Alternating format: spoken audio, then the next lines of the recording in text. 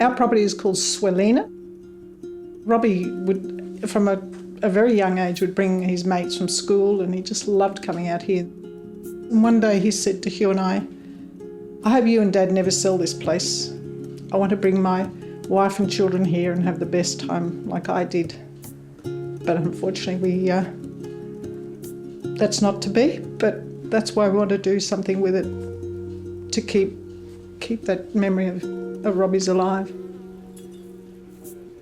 Private Robert Poate, who was killed in August 2012. My husband struggled, and he still struggles with the loss. You know, it's his only son. I found that when I lost Robbie, I was very isolated for a long time.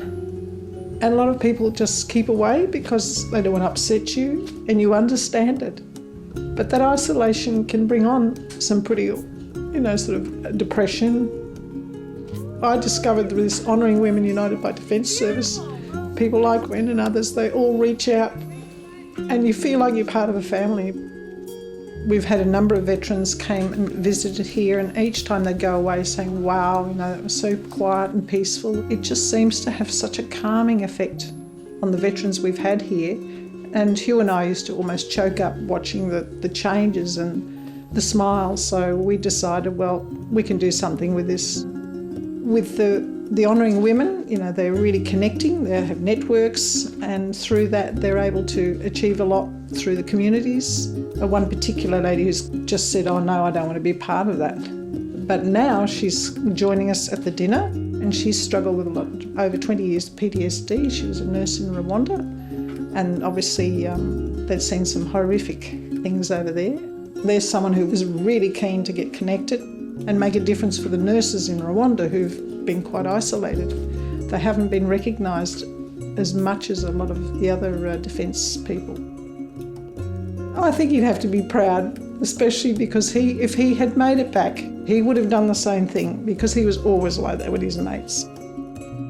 It's amazing to watch two people have a legacy for their son that is helping and healing other veterans and families. Janny is but one example of an amazing mother who is out there. If we're honest, mothers and fathers are really neglected when it comes to the loss. I'm the widow of a serving member who died by suicide in 2017. I'm also the mother of a 20-year-old who's serving in the Army in 3 RIR in Townsville, and the mother of two little ones. They're 7 and 4. I survived the loss of my husband, but I'm not certain that I can survive the loss of my children.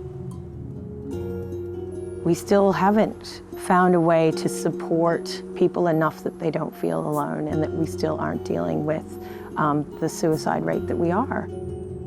There are so many stories out there that need to be shared. Kathy provides 24-hour support to her son at an age where she probably thought she would be looking after her grandchildren, and reaches out to families like mine just to see how we're doing and make sure that we know we're loved and supported. They need to be listening to the families. They need to be talking to the parents. They need to listen to the mums, because that son, it doesn't matter how old he is, he's always going to be your son. The establishment of the council since the first dinner in the last year has been amazing. The council is an excellent way to provide government with direct feedback and advice. And I think the council over the next year can continue to address veterans issues, family issues. And I think one of the strengths of this dinner and this council is that it's about collaboration, bringing all these different parties to one table. I want to make sure that I'm still making a difference for defense families, and I'm making a difference for my son and a family that he may have. Tell your story. Sing it out, write it down, shout it from the mountaintops. Tell your story and connect to other women, because they need you as much as you need them. Your stories are phenomenal, and the world needs to hear them.